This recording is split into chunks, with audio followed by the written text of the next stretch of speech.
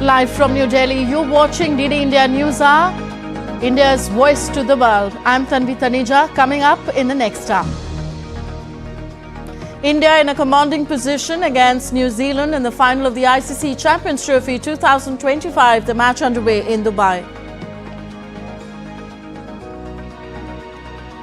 Israel-Hamas to hold talks in Doha for further talks in an effort to advance negotiations on the fragile Gaza ceasefire. Israeli Prime Minister's office says Tel Aviv will send a delegation to Doha on Monday. Ukrainian President Volodymyr Zelenskiy determined to end its conflict with Russia as talks with US and Saudi officials approach on Monday. And race underway to replace Canada's Prime Minister Justin Trudeau as the Liberal Party will choose a new leader on Sunday.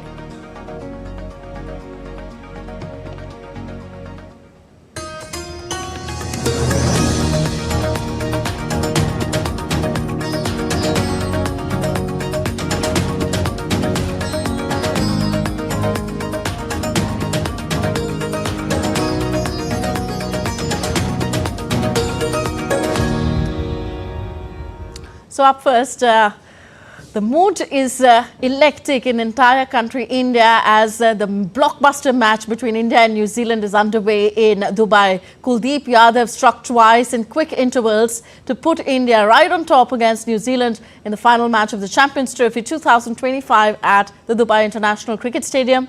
Varun Chakrabarti provided India a much crucial breakthrough with a wicket of Will Young before Kuldeep sent dangerous-looking Rachin Ravindra and Kane Williamson packing. Rachin and Young staged 57 for the opening wicket, the most runs against India in the ongoing tournament. But Rohit Sharma and company have made a remarkable comeback. Earlier, New Zealand captain Mitchell Santner won the toss and opted to bat. New Zealand's injured pacer Matt Henry was replaced by Nathan Smith for the game, while India are on the field with an unchanged playing 11. So Varun Chakrabarti has provided India the much crucial breakthrough, and right now the batsmen on the crease are Tom Latham and Darry Mitchell. Varun Chakrabarti has taken one wicket, and of course New Zealand at the moment at 102 for 3, and their net run rate is near about 4.8.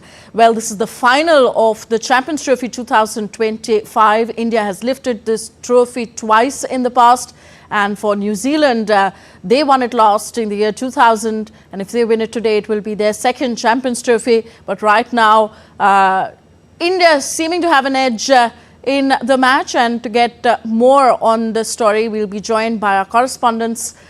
Siddharth Bardwaj joins us from newsroom in New Delhi. Let's go over to him. Siddharth, of course, New Zealand winning the toss and opting to bat, but India has got a quick breakthrough by winning the early wickets, by grabbing the early wickets actually here. Definitely, Tanvi, and as we talk, it's 104 for 3 and marvelous bowling performance by the Indian bowlers. I was telling you, when the match had just begun, that this is a kind of a wicket that India knows about, and it's all about how acclimatized you are when it comes to knowing the wicket. It doesn't matter when it comes to New Zealand that you have played one match and you have lost one, and again you have read the pitch conditions, but all that matters is that India till now have played all their matches in Dubai, so they know the conditions, they know the weather conditions as well, they know how the pitch will behave. And as I say every time, Tanvi, that you spin it and you win it, and that implies on these particular tracks. And as you and I talk, it's somewhere around 104 for 3. Kuldeep Yadav has taken 2 wickets and 1 wicket, of course, by Varun Chakrabarti, the magical spinner. Tanvi, of course, one thing which I would like to highlight here is the very fact that how the Indian spinners have read the New Zealanders, the Black Caps, is actually quite iconic, and this is something to watch out for, something to be noted. And today it is showing on the field, and smiles are there on the field and off the fields.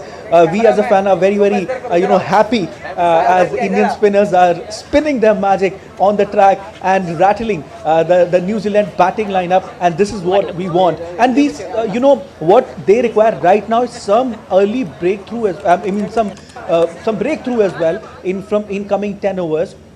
If they manage to take 2 wickets in 10 overs, then it's all done and dusted. And of course, one big news, one happy news for the Indian fans and for the Rohit Sharma and company is that, Tanvi, that the most lethal batsman which is considered in the New Zealand squad, Rachin Ravindra, is now departed to the dressing room, and that has given a respite to Rohit Sharma and company and as well as Indian fans, because he is one kind of a batter. If he stays on the pitch, that he can hit some big numbers. So that's a respite for the Indian fans, for the Rohit Sharma and company. And now it's somewhere looking like the score which they would manage would be somewhere around 260. That I can say right now. Match. Yeah, things might change in the overs to come. Let's go to Shama now. Shama, you're in Mumbai. Well, it's the city where both Virat Kohli are very famous and Rohit Sharma indeed. Tell us what is the mood in Mumbai as far as the Delhi camp is concerned. I beg your pardon, India camp is concerned. Well,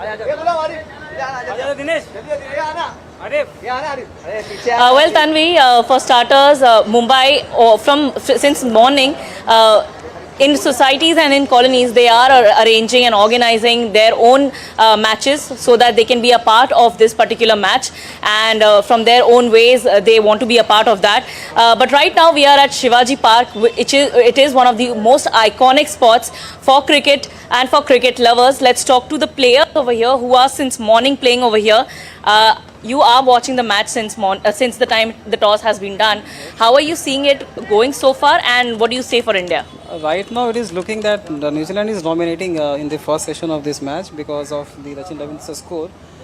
Let's see what happens in the second session, as Indian bowlers are going well, and especially the spinner bowlers. Will be a beneficial factor for India. Varun Chakravarti's spell will be one of the most, what we can say, valuable for us. Okay. How do you see, and what are the strengths of India according to you? Shama Mishra reporting from Mumbai. Shama, there is some problem in your audio there. Let me go back to Siddharth. Will Varun Chakravarti's spin bowling be a key factor in this game, Siddharth? Definitely, Tanvi. I completely agree with you. You see, when he was brought in at the first place, he spun the magic, getting a fifer, and he was known as the mysterious spinner since that particular match. And after that, match after match, he is just spinning magic onto the pitch, and no matter what. Because you see, Indian team knows this particular condition, but they are always playing on a different strip, and this time around as well. But there is one basic understanding of the conditions and of the pitch, which the Rohit Sharma and company, are having, and they are very clear in that particular thing. So yes, definitely when it comes to Varun Chakravarti, we'll have to wait and see. But right now, he is pretty impressive. He has been impressive throughout Champions Trophy 2025 since the time he was brought in, and that was the thing that Rohit Sharma didn't want to change ever. He didn't want to change the squad, and especially Varun Chakravarti, who's known as mysterious spinner, and he's one kind of a spinner, Tanvi, that when he bowls, the batsman is very confused, how to play that particular delivery. So that's the quality of Varun Chakravarti. Agreeing with you that Varun Chakravarti will definitely, spin some magic on the field and will take some good scalps as well as the match will progress. Apart from that, you have Kuldeep Yadav as well. He has taken 2 wickets already, Tanvi.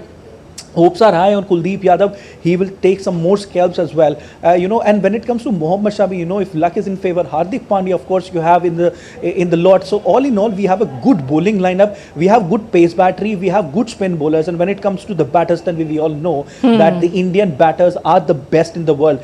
The combination which we have, all the batters are in form. You have Rohit Sharma, you have Virat Kohli, he has scored century. You have Shreyas Iyer, who has also scored century. You have Hardik Pandya, a match winner completely. Apart from that, you have Ravindra Jadeja, all-rounder, and then you have Kuldeep Yadav, you have, when it comes to bowling. So, yeah, all in all, yeah, so when great you depth look at the squad, definitely batting, in and Indian, all in all, the squad looks perfect. So, yeah, we have high chances of coming out with flying colours from this particular encounter. And we'll have a different, celebration when India will lift that Champions Trophy. Yeah, it'll be our third Champions Trophy if that happens. Thank you, Siddharth. Let me also go to Tapas now. How much will New Zealand be missing Matt Henry in this final, Tapas?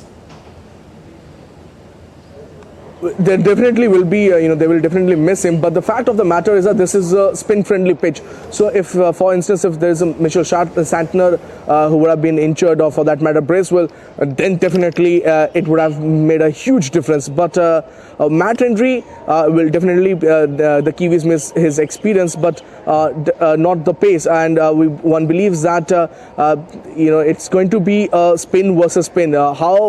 Which spin department, which team can bowl better, which department can tackle the other spinners, that will decide who will come out on top. And so that's something that we have been talking about for long. India does have a spin quadrate. In fact, currently the score is 108 for 3. And again, the spinners have taken all the wickets. Varun Chakravarti has taken 1, and Kuldeep Yadav, one of India's main strike bowlers, have picked up the 2 crucial wickets of both of Ravindra Ravichandran and as well as Kane Williamson. So in that sense, for India, these are very important. Rachin Ravindra has been was in absolutely scintillating form. He was hitting the ball absolutely majestically.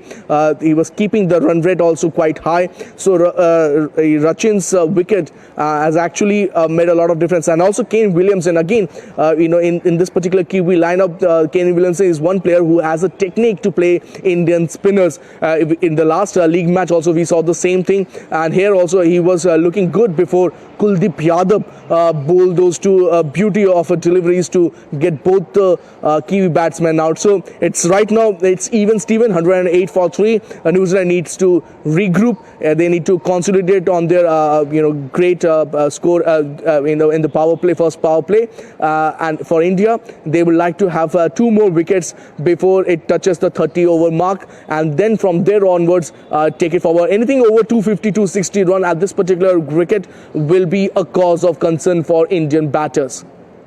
A word on Rohit Sharma's captaincy. Well, it is his 4th ICC final as captain out of the 6 tournaments India has played under his tenure. Well, a great record for Rohit Sharma here.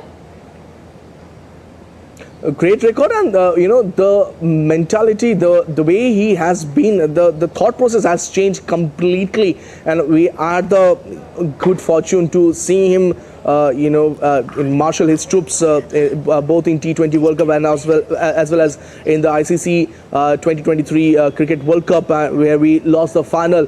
But till then, till that particular period, India were in a great shape, and they won all the matches. They were unbeaten till then, and we saw how the whole thought process has changed. Yeah. The row ball thought, we used to talk about bass ball, and it's a row ball where he goes around with a very positive mindset. Doesn't believe in keeping his wicket. He believes that if the team if a team gets off to a good start, it will benefit. He has not scored any half century so far, but he has given Team India a good start. Okay, Tapas, request you to stay with me. Has been the point. Yeah, Siddharth, you want to come in there?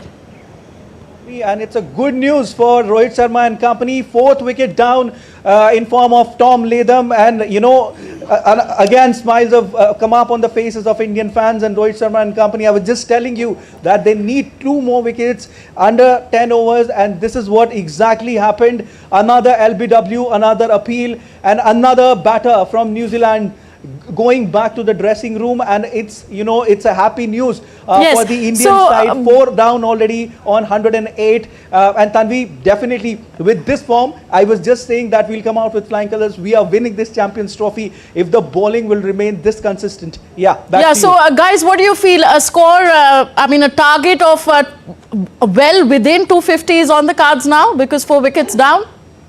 Tapas?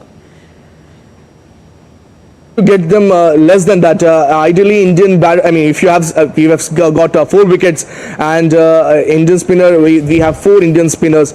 We believe that if they can reduce them to, let's say, get them out to 200, that will definitely, give India a massive boost going into play in the second innings. As quite rightly said, the Latham is out and 4 wicket down, and it's 24th over that is going on currently. So in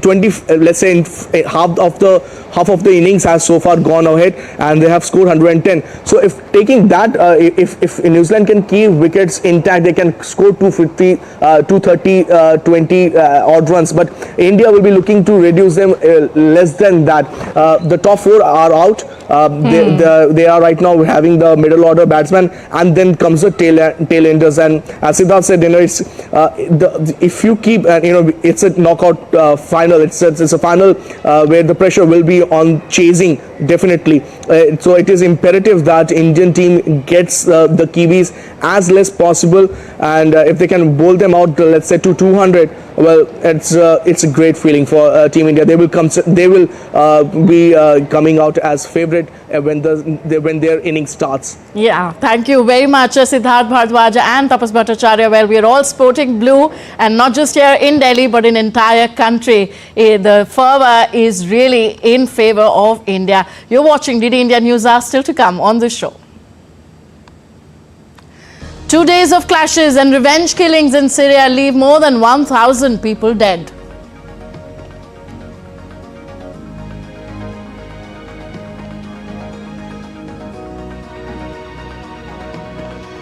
And Greenlandic politicians debate key issues days before the March 11th election.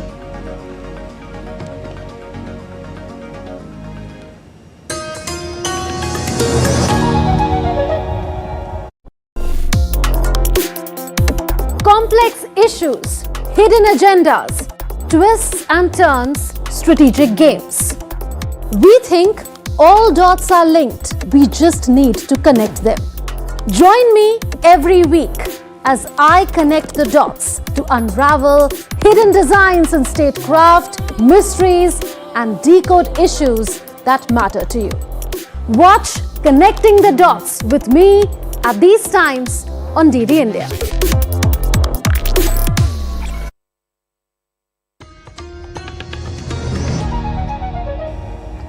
Welcome back. You're watching DD India News. I am Tanvi Taneja. As the Liberal leadership race reaches its final days in Canada, candidate Mark Carney made a powerful appeal to voters at a spirited rally held earlier this evening in Mississauga. Hundreds of enthusiastic supporters gathered at the convention centre, eager to hear Carney's vision and strategy for Canada's future. Our team was there to capture the energy and message. Here's more. I was working to build strong economies. And now I'm calling on those same values in the face of this crisis. But we need to do some things differently, because new threats demand new ideas and new challenges demand new leadership. With the decisive vote approaching on March 9th, candidate Mark Carney hosted a vibrant rally at Mississauga Convention Centre. Hundreds of supporters gathered this evening at Mississauga to hear former Bank of Canada Governor outline his vision of Canada. Carney emphasized his extensive experience in managing economic crisis. They want our water, they want our land, they want our country. Never. Think about it for a moment. Think about it for a moment. If they succeeded, they would destroy our way of life. Look at this room. It's an amazing room of Canadians. Supporters at the event expressed confidence in Carney's economic expertise and his ability to unify the party ahead of upcoming federal elections. We are supporting Mark Carney because he is the right candidate for the party and the right person for the leadership, because we need the person who can lead Canada. We are looking for a good change in the country at this point.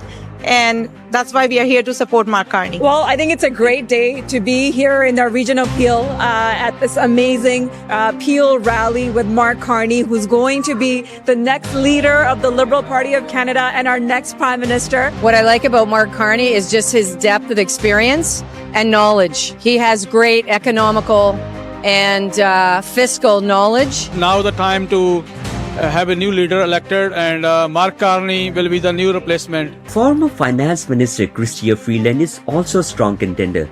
Known for her role in negotiating the US-Mexico-Canada agreement, Freeland advocates for a firm stance against US tariffs and underscores the importance of defending Canadian sovereignty in the face of external pressures. Karina Gold, former government house leader, brings a relatable middle-class perspective to the race. Other candidates like Frank Bellis emphasizes innovation and technological advancement. The leadership election processes involved a ranked ballot system across Canada's 343 parliamentary ridings, with each riding allocated 100 points. A candidate must secure over 50% of the points nationwide to win. If no candidate achieves this in the first round, the lowest securing candidate is eliminated and votes are redistributed based on voter preferences until a winner emerges. From Canada, Tarun Paul Singh. On to West Asia now. Israel and Hamas signaled that they were preparing for the next phase of ceasefire negotiations in Doha. Israeli Prime Minister Benjamin Netanyahu's office on Saturday said that Israel will send a delegation to Doha on Monday in an effort to advance negotiations on the fragile ceasefire in Gaza. Meanwhile, Hamas said there were positive indicators for the start of the ceasefire's second phase of talks. Hamas spokesperson Abdul Latif Al-Kanwa said in a statement that efforts of the Egyptian and Qatari mediators are ongoing to complete the implementation of the ceasefire agreement. The first phase of the Gaza ceasefire ended on March 1st after 6 weeks of relative calm that included exchanges of Israeli hostages for Palestinian prisoners, while Israel has said it wants to extend the first phase until mid-April. Hamas has insisted on a transition to the second phase, which should lead to a permanent end to the conflict. Meanwhile, hundreds of Israelis held a rally in Tel Aviv on Saturday and urged the government to fully implement the Gaza ceasefire deal. Family members and relatives of hostages still held in Gaza rallied in Tel Aviv on Saturday evening, joining hundreds who took to the streets urging Netanyahu to implement the remaining parts of the Gaza ceasefire deal. This comes a day after a group of 56 captives were freed from Gaza, who also urged Netanyahu to fully implement the ceasefire deal. Of the 251 hostages taken by Hamas during the 2023 attack on Israel, 58 remain in Gaza, including 34 the Israeli military has declared dead. Australian Prime Minister Anthony Albanese has expressed willingness to consider participating in a peacekeeping mission in Ukraine. Though Australian Prime Minister has emphasized that deployment of peacekeepers is premature at this point, this development comes after Albanese's discussion with British Prime Minister Keir Starmer, who along with France is working to assemble a coalition of the willing to safeguard any potential ceasefire in the ongoing Russia-Ukraine conflict. Albanese further stated that Australia will send a senior representative to Chiefs of Defence meeting in Paris on Tuesday to discuss future backing for Ukraine. European countries are scrambling to increase their support for Ukraine amidst US President Donald Trump's efforts to negotiate directly with Russian leader Vladimir Putin.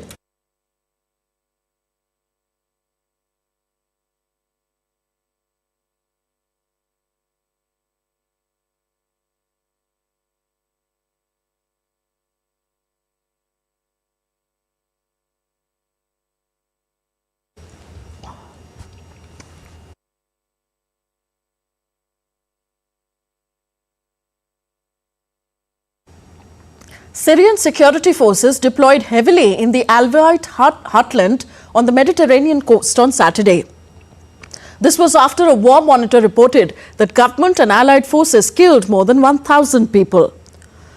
Residents of the region continue to report killings of civilians after deadly clashes broke out on Thursday between Syria's new authorities and gunmen loyal to the toppled president Bashar al-Assad, himself an Alawite.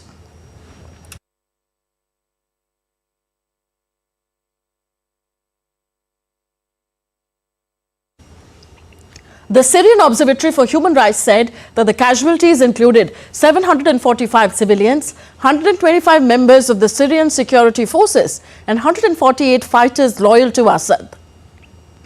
Security forces on Saturday said that they had regained control of much of the areas in Tartus and Latakia governorates.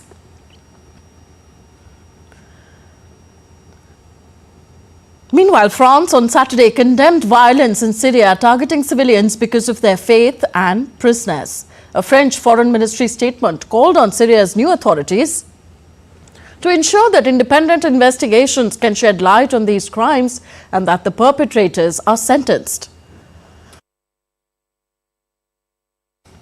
The Syrian Observatory for Human Rights reported that 745 Alawite civilians were killed in Syria by security forces and allied groups. The Alawites are a religious minority to which toppled President Bashar al-Assad belongs. The wave of violence targeting them follows a rebel coalition led by Islamist group Hayat Tahrir al-Sham seizing power in December. After its victory, HTS had vowed to protect Syria's religious and ethnic minorities.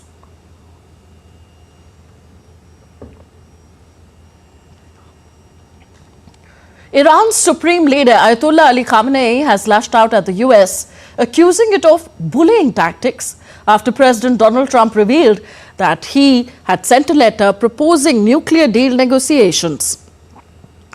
In a speech in Tehran, Khamenei claimed that the true intentions of Washington's offer is domination and not finding solutions. Essentially, Khamenei believes that the US aims to exert control over Iran rather than genuinely resolve issues.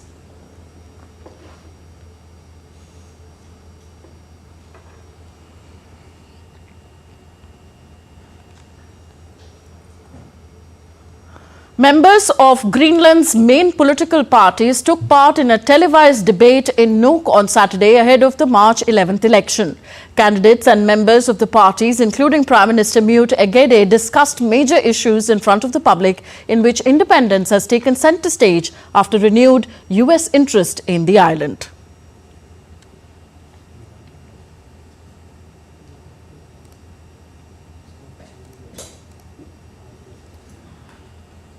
Have the sovereignty of Greenland. We are fully aware that we can't reach utopia. We need to have partners in that sense. So we want sovereignty of our country and own our country in a proper process towards the real independence. It's very important because of the crisis between Greenland, Denmark and the United States. And the United States and the world. Everything has been turned upside down. Economy is very, very important here in Greenland because without economy you don't have independence. We have to get more businesses started up and we have to collaborate with other companies and other countries so we can have mining started. Because without economy we don't have any social security, we don't have any hospital that can take care of us, and we are only about 57,000 people here in Greenland. UN Deputy Secretary General Amina Mohammed has highlighted the ongoing challenges in achieving women's representation in decision-making roles. Speaking on the issue, she acknowledged that while progress has been made, the journey towards full gender equality in leadership remains incomplete.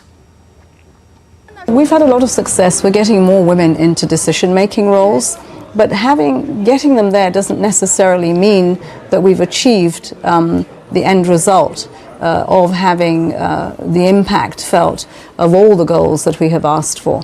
Getting there means it's the beginning of another battle. For women's leadership, occupy the space, create more for others to come in. We need to be at the table of peace. We are not.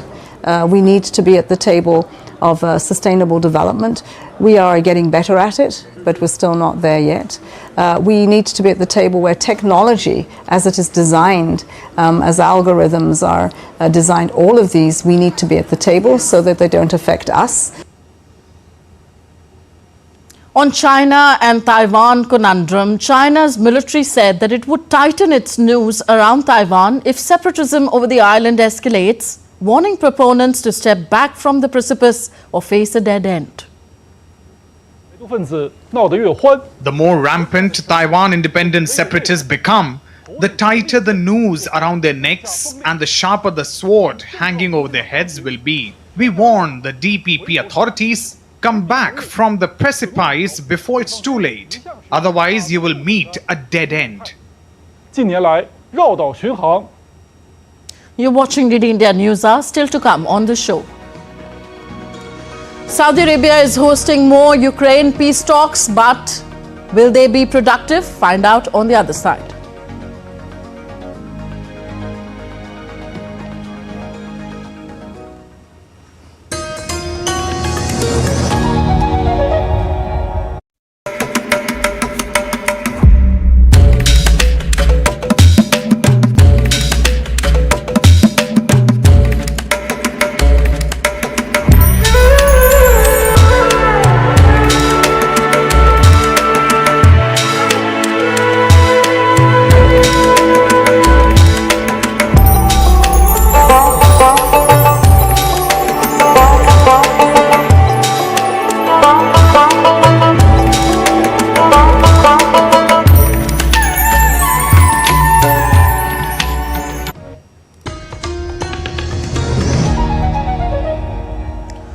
Welcome back. You're watching DD India News Hour. I am Tanvi Taneja. Ukrainian President Volodymyr Zelenskiy is traveling to Saudi Arabia on Monday as Ukrainian and US officials are due to hold talks next week over ways to end the conflict with Russia and seeking to repair ties with President Donald Trump's administration.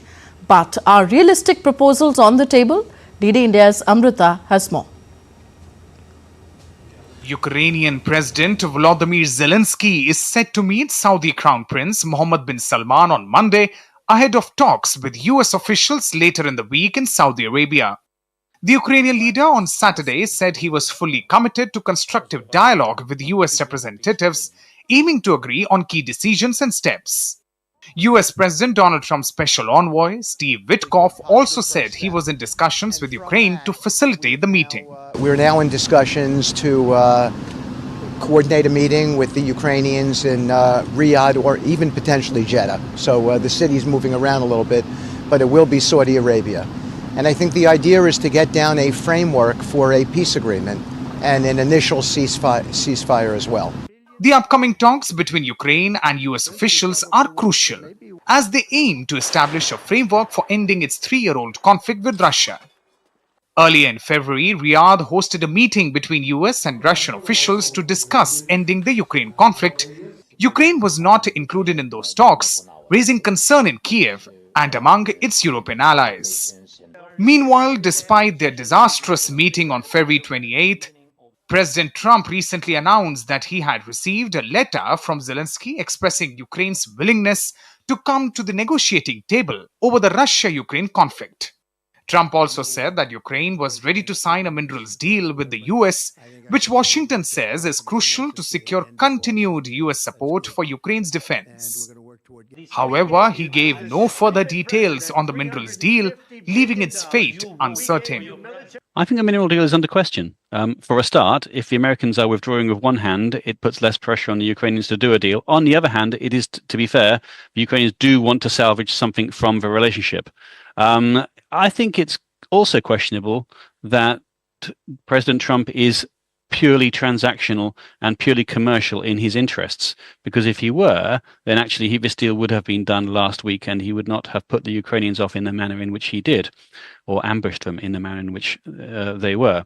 The meeting is happening at a crucial time when US has paused intelligence sharing with Ukraine, putting pressure on Kiev as President Trump seeks solution to end the conflict. While the situation on the battlefield remains volatile, as both Russia and Ukraine are engaging in attacks and counterattacks.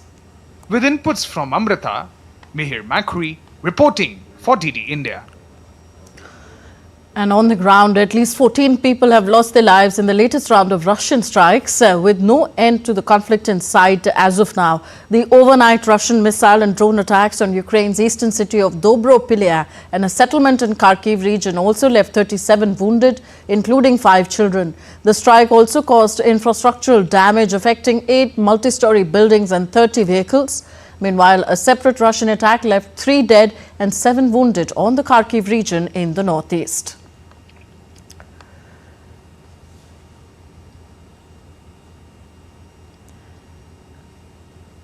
And we are now joined by Anil Kumar Trigunayat, former Indian senior diplomat on the show. Welcome, sir, to the program. What would you say is the purpose of the meeting between President Zelenskiy and Saudi Crown Prince Mohammed bin Salman due to happen on Monday?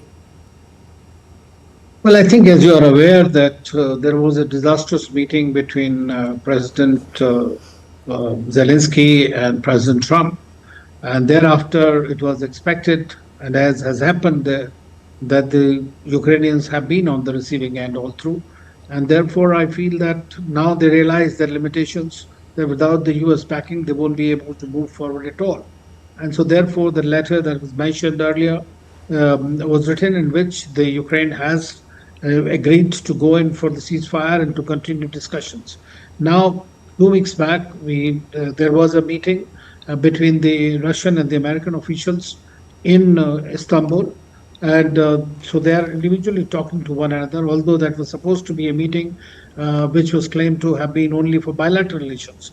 But since for President Trump, it is extremely important that this war ends, and he has been talking about it throughout his campaign, and ever since he joined, he has been working on it. He has spoken to Putin, he's met Zelensky, and he is trying to end this war.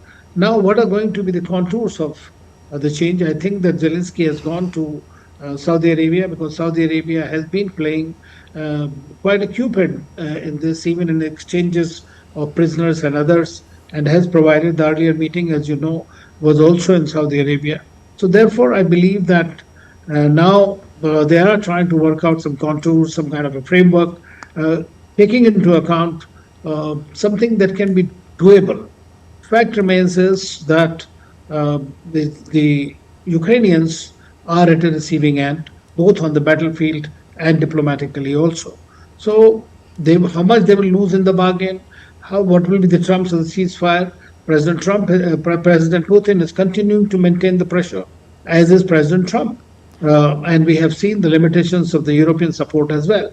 So I believe that this particular meeting between Zelensky and Mohammed bin Salman will probably just be trying to provide some kind of a comfort level and some assistance, while prodding Zelensky to go ahead and work on some kind of a deal with the Russians. Okay, would Ukraine be looking for any sort of minimum guarantees in striking any peace deal? And do you see the US agreeing to those minimum guarantees in the talks, upcoming talks between Ukraine and the US? Well, in the first place, as you know, that there could be a ceasefire, and that is very important. And as you know, yesterday President Putin himself has directly addressed, which was also shown on the Croatian television, the Europeans, saying that he is not at war with them. He doesn't want to take anybody's territory. So I think that this is some messaging going on from all sides. And in that, of course, US and Russia will also have to give certain guarantees that it will not invade once again, which was given earlier and violated. But US may not give express guarantees at the moment. Guarantees, like the Europeans have said, that could be perhaps the guarantee, in which on the ground you will not have the European forces, but in the event of another aggression by Russia, the Europeans will come to the rescue. NATO membership is out, I think, for quite some time to come, and therefore they will have to depend on the investments coming in from USA, from other countries, and the president's goodwill, and a pressure on Putin also not to continue to indulge in aggression. But I doubt very much that there will be any express security guarantees that will be given to Zelensky. And what would you say are going to be the key demands that Russia will be making before striking any peace deal? Well, I think that Russia is in a winning position at the moment. It is already occupying about 25 to 27% of the territory in the Kursk region, where I think the Ukrainian troops had gone in, are under tremendous pressure and may have been already evicted. So Russia is in a better position today to negotiate in that. But they will also have to yield to some extent, and that's what the framework is going to be exactly, because whether you will allow all the territory that Russia has occupied to be controlled by them, because they have already assimilated, and you are seeing the attacks in Donetsk. So they want to capture as much as they can at the moment so that it becomes easy for the negotiations. And the Russians are also maintaining the pressure. But I'm quite sure the Russians will also have to give and take, and there can be some kind of a framework. Do you see President Trump putting some degree of pressure on Russia to reach a peace deal? Indeed. I mean, he has been talking about it from day one, and the Russians have been open to this idea that they think that Trump is one person who can arrange it. Unfortunately, I mean, if you come to think of it for the Russians, this seems to be quite a godsend in any way, because fighting a war for 3 years and beyond is not going to be that easy even for the Russians. So even they want a war to end, and Trump wants us to show that this is what he stood for, and he has achieved that. In any case, he overtly is not against he's against all kinds of wars basically, and wants to end that.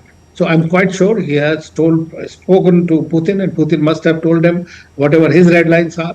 His basic red lines are fundamentally that Ukraine is not going to be part of NATO, but Ukraine can be part of the European Union, and that is not the problem the Russians face.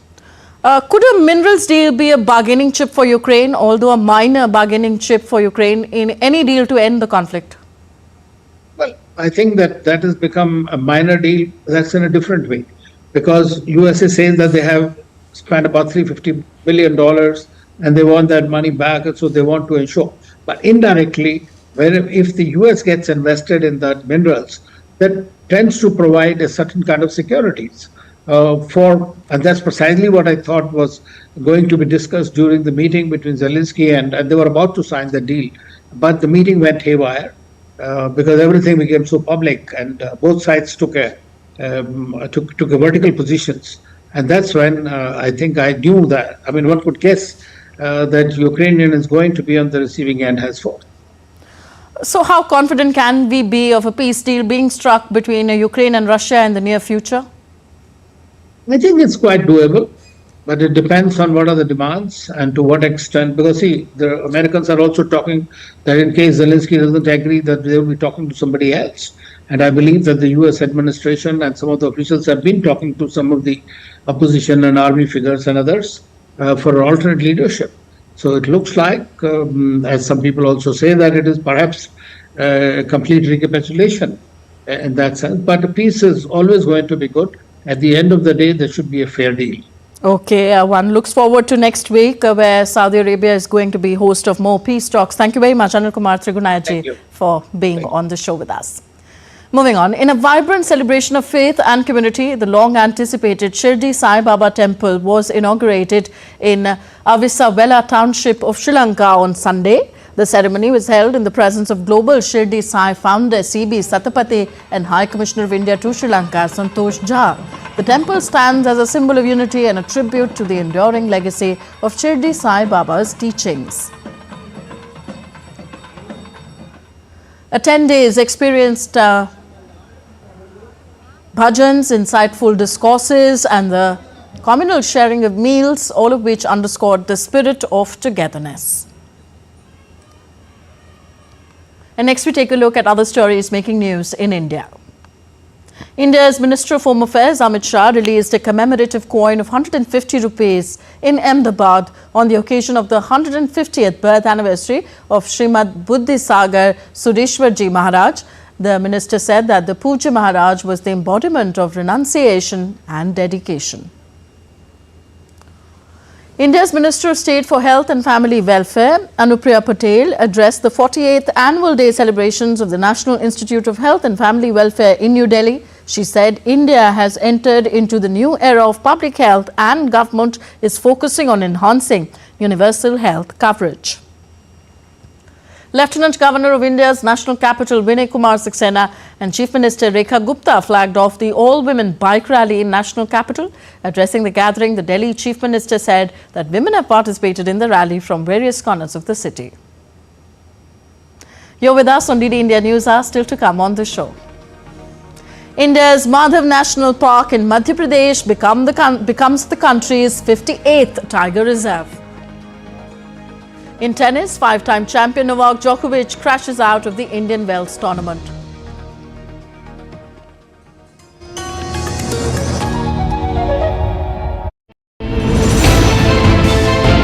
Geopolitics and trade deals.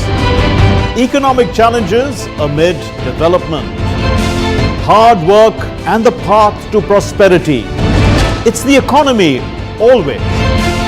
Between walkers, money is what money does and says. Supply creates its own demand. Between the bulls pulls and bears tears. When supply chains globalization and India rises to the podium. We'll get you centered with the economic brief at 8 p.m. every Thursday on.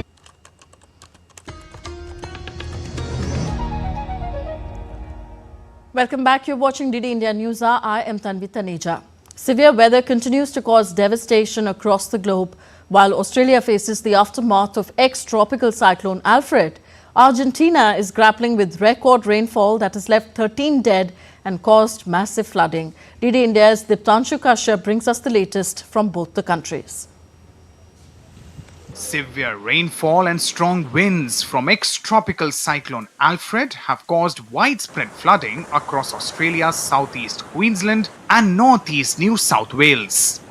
Over 268,000 homes are without power, and emergency services are struggling to assist those trapped by rising floodwaters. Though the cyclone has weakened into a tropical depression, its impact continues with more rain and flooding expected. Authorities continue to urge residents to stay alert as the situation remains critical. We were pretty prepared for that actually. We've been through many of these storm type events before.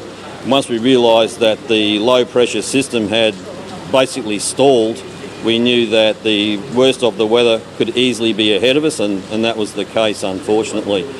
Meanwhile, in Argentina, the port city of Bahia Blanca has been devastated by heavy rains, with 260 millimeters of rainfall falling in just a few hours. The torrential downpour, caused by widespread flooding, destroyed bridges and forced evacuations from homes and hospitals. 13 people have been confirmed dead, with more feared missing as rescue operations continue. The Argentinian government has mobilized military and emergency teams to assist in the recovery effort, while the president of the country has pledged $9.2 million in aid. Of course, the current situation prevents access to the city in many cases. But as soon as the weather gives us a break, we will reach every corner of the city with greater capacity. Please, I ask again what we have been requesting since the beginning of the day. Unless absolutely necessary, stay in your homes. Stay in your homes. Bahia Blanca is without power today, a decision we instructed the company for safety reasons considering the flooding. It is important that we stay at home and remain united as we go through this challenging period we are facing in Bahia Blanca. As both nations face extreme weather, recovery efforts are underway. In Australia, power outages and floodwaters continue to challenge emergency services. In Bahia Blanca, military trucks patrol the flooded streets, while rescue teams continue their search. Authorities in both the countries urge residents to stay cautious as more rain is expected in both areas. Diptanshu Kashyap's report for DD India. Prime Minister of India Narendra Modi has stated that India is blessed with wildlife diversity and a culture that celebrates wildlife. Sharing a post by Environment, Forest and Climate Change Minister Bhupendra Yadav, the Prime Minister added that we'll always be at the forefront of protecting animals and contributing to a sustainable planet. In a post on X, Minister Bhupendra Yadav announced that India has added the 58th Tiger Reserve to its tally, with the latest entrant being Madhya Pradesh's Madhav Tiger Reserve.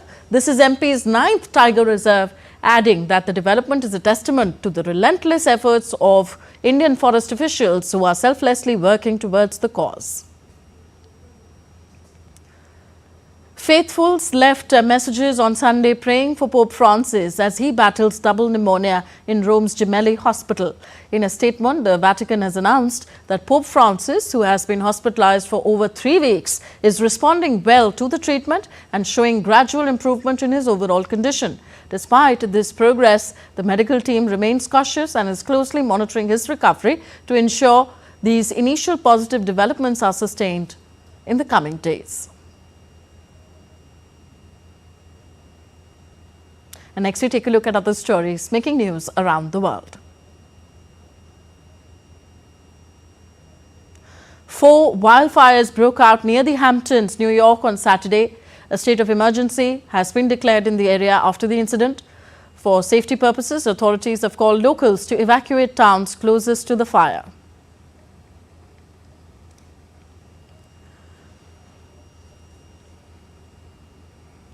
A Peruvian man miraculously survived after being run over by a train in Lima.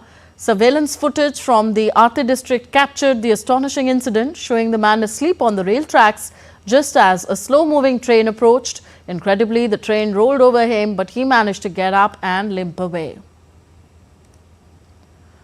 The top samba schools took center stage at the Marquis de Sapucaí Sambadrome on the last night of the carnival in Rio de Janeiro. Celebrators showcased their vibrant performances with colorful floats and costumes. Heavy snowstorms battered parts of northwest China's Xinjiang on Saturday. This disrupted road traffic and prompted emergency responses from local authorities. Due to hazardous conditions, traffic control measures were imposed in the region. And you're watching DD India News Hour. Time now for some sporting action. 5-time champion Novak Djokovic has tumbled out of the Indian Wells after he lost 6-2, 3-6, 6-1 to Baltic van de Zandschulp. Djokovic is just the latest in Zandschulp's string of superstar victims. He stunned Alcaraz at the US Open last year before beating Rafael Nadal in the Davis Cup. Italian Matteo Arnaldi sprung another upset, beating 7th-seed Andrei Rublev 6-4, 7-5. Carlos Alcaraz, trying to join Djokovic and Roger Federer as the only men to win 3 straight Indian Wells titles, secured 6-4, 6-2 victory over Francis Quentin Halys. Taylor Fritz defeated Italian qualifier Matteo Gigante 7-5, 6-3. Women's world number 1 Arna Sabalenka opened her campaign with a 7-6, 6-3 victory over McCartney Kessler of the USA. Madison Keys subdued hard-hitting Russian Anastasia Potapova 6-3, 6-0. Meanwhile, Coco Gauff survived 21 double faults to clinch 6-3, 3-6, 7-6 victory over Japan's Moyuka Ujiyama. India's Siddhant Bantia and his Bulgarian partner Alexander Donskiy won the men's doubles title at the Rwanda Challenger Tennis Tournament in Kigali. Bantia and Donskiy defeated third seeds Jeffrey of France and Zdeněk Kolar of Czech 6-4, 5-7, 10-8 to clinch their maiden ATP Challenger tennis title as a team.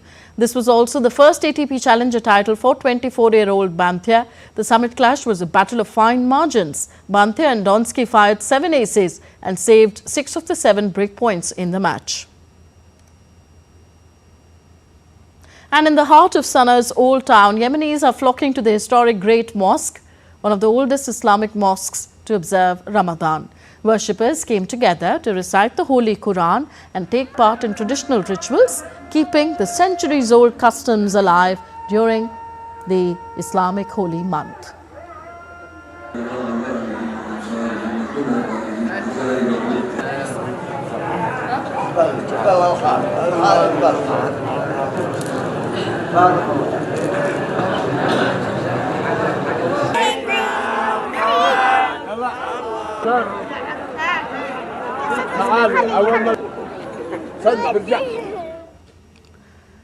That's all for this edition of DD India News Hour. Do let us know your thoughts on the news of the day. Connect with us on our different social media handles at DD India Live. And for those on the go, you can get all the latest news and updates from India and the world on our DD India mobile app. The app is available on both Android and iOS platforms.